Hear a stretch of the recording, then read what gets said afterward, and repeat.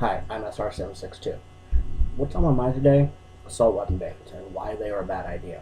Now, no matter what any president tells you, Congress, the Senate, state or federal, even in some cases, I guess local, your city or your town, like a place like Chicago and DC, which are cities but have their own bans, and it's a complete screw up. But no matter what they groups, so-called grassroots groups like Moms Demand Action for Gun Sense in America, which isn't really grassroots. It's founded and funded by former New York City Mayor Michael Bloomberg.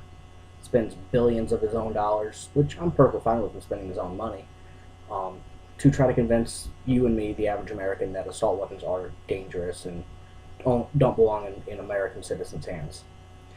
Now, one of the most targeted rifles by this, and they claim it's a military assault rifle, is the AR-15. The AR-15 was developed in 1959, 4 years before it was adopted in 1963 by the U.S. military. And at first, it was in very limited numbers. Some of the special forces units got them and were trying them to off and on success, I guess. Now, what they don't tell you is that these assault rifles that they're trying to ban from you and me are semi-automatic only. They don't have the select fire capability. They're not automatic. They're not burst fire. They are not military rifles, and no country on Earth has ever put an actual AR-15 into military use ever. Uh, I guess the closest exception would be, who is it? I think it's New Guinea or something like that.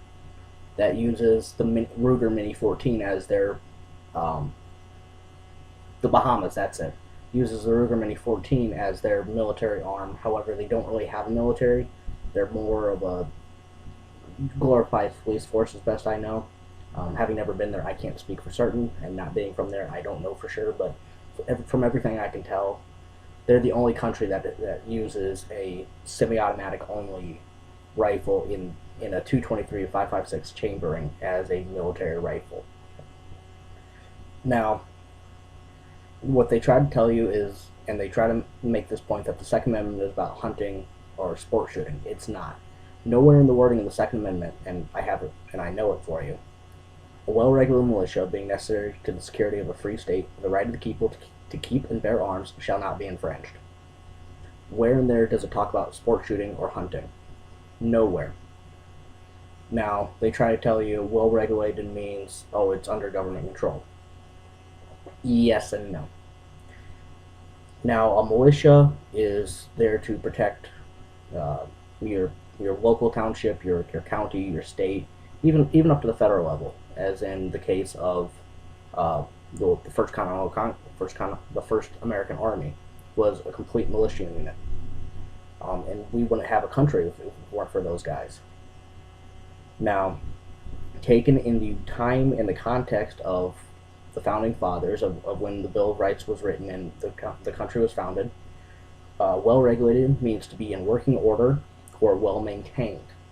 That does not mean controlled like it says these days, like they try to tell you these days. Um, at the time, the every man age 16 to 35 was part of the militia.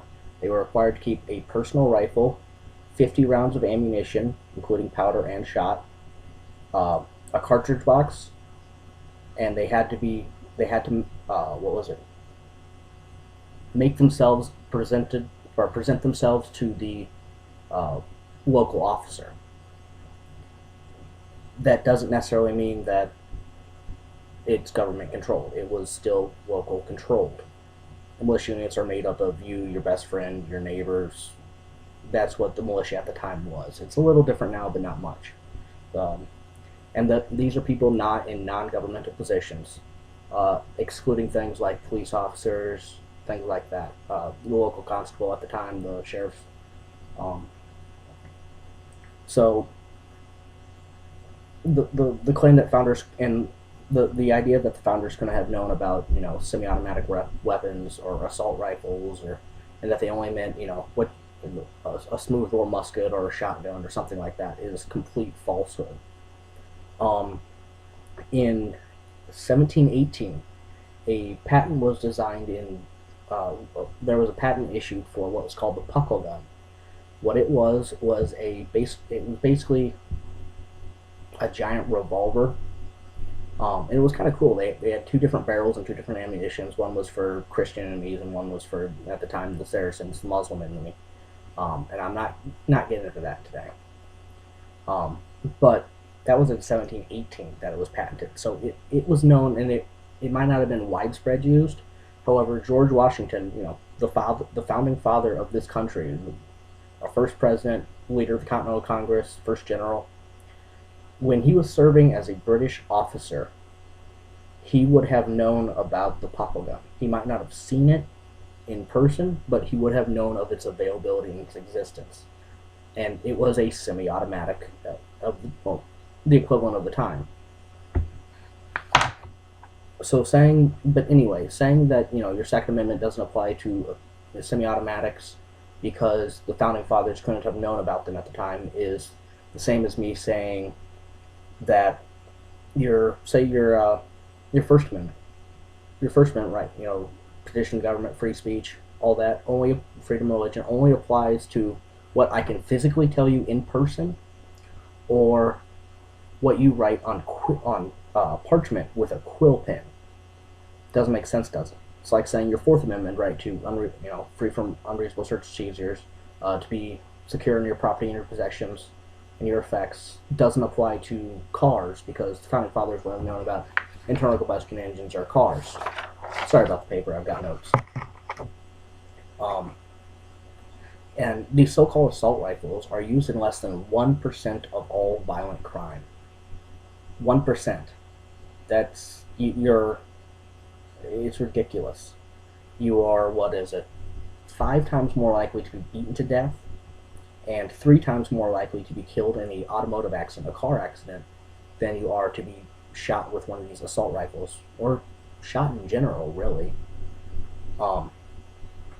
Now, there are some exceptions, mass shootings, if you live in a high crime area, your odds are higher, but in general, you're not really that in danger of being shot. Now, on January 4th of 2016, this year, President Obama came on the TV and said that there were about 30,000 gun deaths in the United States last year, so 2015. What he failed to mention was that about 20,000 of those were suicides. Now, in countries that have banned firearms ownership or extremely harshly restricted, the suicide rates are still there. It's a proven fact that if somebody is going to commit suicide and they don't have access to a gun, they're going to find another way to do it. It's just fact. Now, so that's of those those 10,000 gun deaths, and I hate that word because death is death, violence is violence. There's no such thing as gun violence. There's no such thing. In my mind, it's violence, death, murder, not, oh, he was killed with a gun, so that's worse. Now, of those 10,000, about another 100, I can't speak right now, about another 1,000 of them were justifiable shootings. So, self-defense, stuff like that. About 500 of those, and I might be a little off on that, but I believe it's about 500 of them, were police shootings. And police are probably some of the worst shots out there. Famous incident in New York City. There was a violent man in the middle of the street. The police fired, 30 or 40 rounds. Didn't hit the perpetrator. However, shot 18 innocent bystanders. And I mean, New York City is horrible for violence in general. It's really not that safe of a place. But I guess considering it is such a big city, it's kind of expected. But even the New York City government doesn't trust the NYPD. They have something like a 20-pound trigger pull on a Glock. On this, a 20-pound trigger pull. That is ridiculous. Okay, and of those about 8,500 violent deaths, gun deaths, 20% of those were in California and Illinois.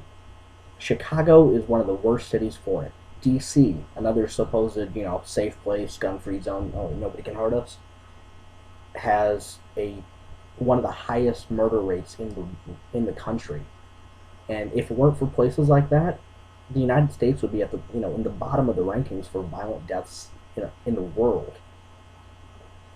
Um, Now the other thing that gets me on that is they claim the assault rifles are used in so many crimes.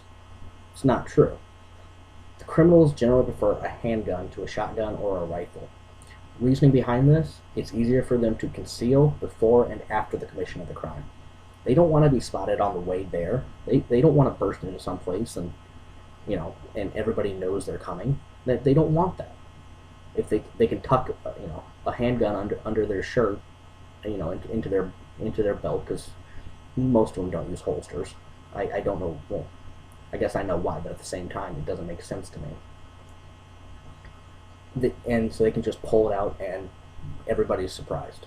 They don't want, unless it's some big operation, and you're talking movie status at that point. Now, the Second Amendment applies to military arms. It's what it was designed for. At the time of the writing, we had just beaten the British Army, and the average American soldier was actually a little better armed than a British soldier. A lot of them, and there were a lot of smoothbore muskets on our side too, but a lot of the bulk of the British Army was still armed with the Brown Bess flintlock musket. There were a lot of rifles in the Americans used, that we used. Honestly, they had a slightly higher rate of fire, but we were more accurate to a longer range. So, we were pretty well armed and all the cannons, all the warships were actually privately owned. The first 5 warships in the United States Navy were bought by private citizens. I think Jefferson had a couple and Washington had one, and then there were a couple others. All the cannons, all of that was basically donated or used by the Continental Army to beat the world's best army of the time. These guys were unmatched. Now, and I bring that up because both District of Columbia versus Heller and McDonald versus Chicago, both Supreme Court cases, have affirmed that the individual right to bear arms applies to a military-style rifle or a military-style arm in general. So whether that's a combat shotgun, one of these, an AR-15, an AK-47, all that, it doesn't matter. In one case, there was a man who was arrested for having illegal possession of a sawed-off shotgun. It went up to the Supreme Court based on Second Amendment rights, and the Supreme Court decided that because a sawed-off shotgun does not hold a valid military purpose, it was not protected under Second Amendment. So the ruling went through on that one. But, and I'm not agreeing, disagreeing with whether shotguns have a valid military purpose, and they do. However, depending on how short it was. If you're talking, a 6-inch barrel, probably not. Now, everybody knows about the 1994 assault weapons ban, signed into law by Bill Clinton, expired in 2004. 2004. Right before the assault weapons ban expired, the Washington Times, of all people, wrote that published an editorial using a report written by Christopher Coper of the University of Pennsylvania, stating, "We cannot clearly credit the ban with any of the nation's recent drop in gun violence, and indeed there has been no discernible reduction or in the lethality or injuriousness," it's a $5 word for a 2-cent word of work, "of gun violence. It is thus premature to make definitive assessments on the ban's impact on gun violence. Should it be renewed, the ban's effects on gun violence are only too small at best, and perhaps too small for reliable measurement. The report also noted that weapons were rarely used in gun crimes even before the ban. And like I said, this is coming out of the Washington Times. I mean, everybody knows how they've always been so, they're always so pro-gun, right? No, they're probably one of the worst media sources for reporting guns. Now, the things they like to target are, semi-automatics. Semi-automatics have been around since the first successful one. True successful semi-automatic was the M1 Garand and the M1 Carbine, and that was those were manufactured in '38, I believe. They were first issued to the military, and they became the arm for the M1 Garand became the military rifle, the battle rifle for the United States Army. And at the time, it was a huge improvement over the bolt action rifle, and was one of the reasons that we won the Second World War. And by me I mean the Allies, but the war was going poorly until we joined, really. So North Africa was the exception. The Brits were doing pretty well, kicking Rommel's ass all up and down the African continent, but besides the point. What they tend to try to ban are things like pistol grips, barrel shrouds, vertical foregrips, muzzle brakes, flash suppressors, threaded muzzles even, and these high capacity magazines. Now, high capacity magazine is a bullshit term. Okay. So most bands, I think the smallest magazine that they are allowed to limit it to is 10 rounds now. And that's places like Chicago, or not Chicago, but California, the entire fucking state. Sorry about the French. But this is a Glock 19 magazine. Standard is 15 rounds. Standard. So people living in the occupied states, so places like California, and Illinois, and DC, and pretty much the entire Northeast coast, or the entire Northeast really, are limited 5 rounds under what is standard, what the handgun was designed to use. Now, I'm sure 1911 manufacturers love this, and, it really, places like that, I'm sure 1911s just flourish. Besides the fact they're probably one of the only handguns on the allowed list. Now, and then they go into, you don't need 30 rounds to hunt deer. Again, it's not about hunting, it's not about sport shooting.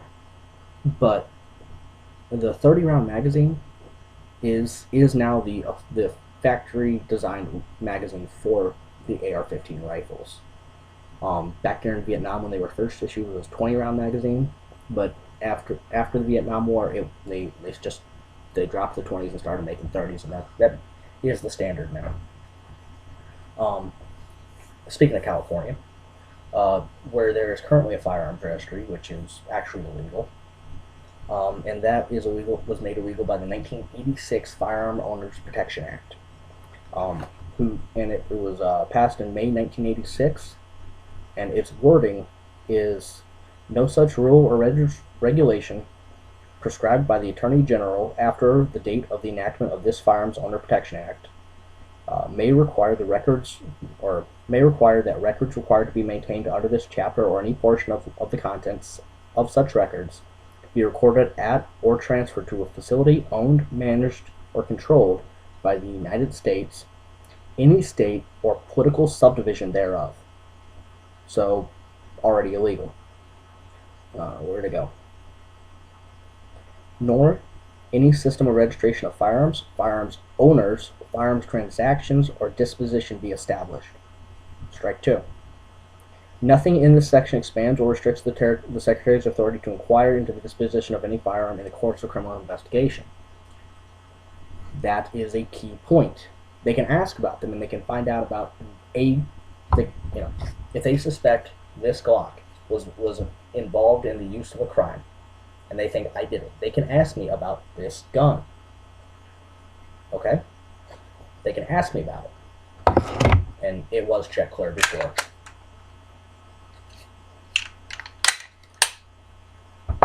So, merely having the registry is already illegal. And I guess using their thinking, I guess it's double legal since it breaks two part of the same of the same law. And this is a federal law. This is, like I said, the '86 Firearms Owners Protection Act. This kind of registry does that. It also violates your Fourth Amendment right to be secure in your persons and your property and your effects. Your Second Amendment right, because it says we know where every gun is, so there's no point to you have them. If we want them, we can come take them. And speaking of which, it actually brings me to Georgia, which I have to say. I'm not from Georgia, but it's always been one of the states I like. It's a very free state, very gun-friendly state from what I know, from the people I know from there, from what I see. But a few Democrats in the Georgia Senate introduced a new bill on 11 January 2016. It's HB 731. That proposed the state senate to confiscate by force these assault weapons from owners. So, how is that right? You're taking personal property from citizens of the United States. That doesn't make sense to me. That doesn't seem legal to me at any stage. Now the problem is when they if this gets performed in like California, they do actually have door-to-door units confiscating from prohibited persons, people not allowed to own firearms. That I can understand, but at the same time, let me find my numbers here. Yeah, at the same time. So in 2014, they added $24 million of taxpayers' money to fund this unit. During that time, they only took 3,744 individual guns from restricted people. Now, that doesn't seem like a whole lot, and it's really not, considering at the end of the year there were still 17,479, and these are California, their numbers. Now, the problem with that is that averages from that $24 million that they added. So I don't know what was there before. I hadn't been able to find it. But just using that $24 million, that was a cost of $7,114.12 per gun. Does that seem responsible to me? No. I seriously hope it doesn't sound reasonable to you, because that is just a gross misuse of public funds, of taxpayer dollars, money that you and I pay in to the government. That just doesn't seem right. But these raids are typically no-knock raids, and I got my own tirade about no-knock raids another day perhaps. But the problem with these is this is police officers across the nation, and I understand. I've got no problem with the cops. I know they have a tough job. It's a very demanding job.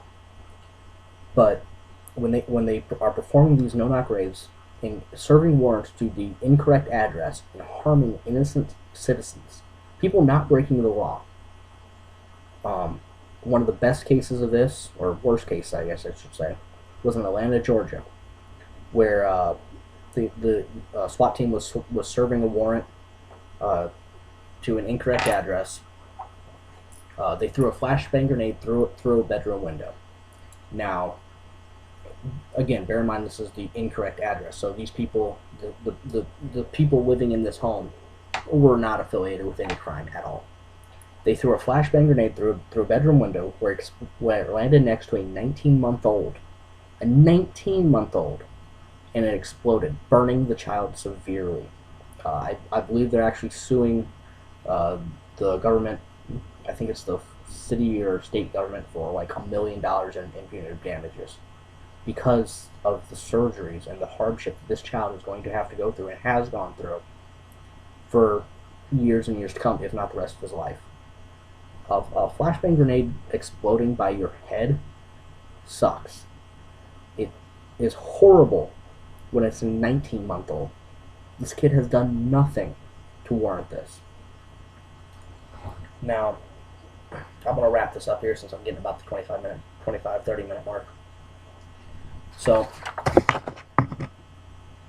they want to ban evil guns, and they say that it's these guns are designed for war.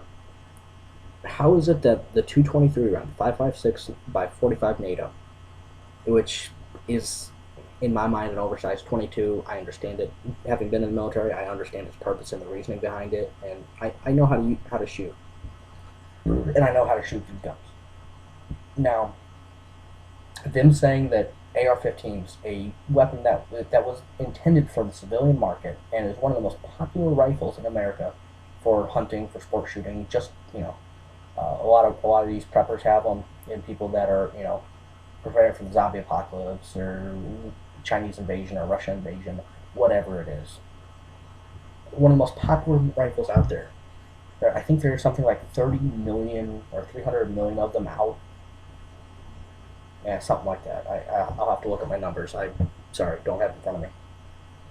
Them saying that those are bad, but my M1 Garand, a rifle that was designed for war, still semi-automatic, fires a much larger round that does much more damage and impacts out to longer ranges effectively than the 5.56. That rifle is bad, but my M1 Garand is okay. The same thinking goes into that this Glock is evil. This gun is only used for crime. I don't think so. Whereas this gun, just a little 5-shot 38 special, is perfectly fine.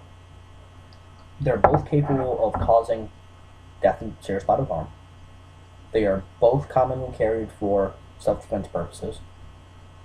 And honest, and it makes no sense to me.